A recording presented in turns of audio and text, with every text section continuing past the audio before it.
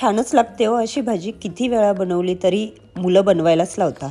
मस्तपैकी जिरे, मोहरी, हिंग, लसणाची फोडणी द्या, कांदा परतून घ्या, कढीपत्ताही घाला. कांदा लसूण मसाला, घरातील मसाला, लाल तिखट, हळद, धना पावडर आणि थोडासा किचन किंग मसाला मस्त असं परतून घ्या. आणि त्यामध्ये असे साळलेले बटाटे, म्हणजे उकडलेले नाही हं, फक्त सालं काढलेले आणि वाटाणे व्यवस्थित 1 ते 1.5 मिनिट परतून घ्या, जेणेकरून ती पटकन शिजलीही जाता, मस्त असा अर्क उतरतो आणि चविष्ट लागते.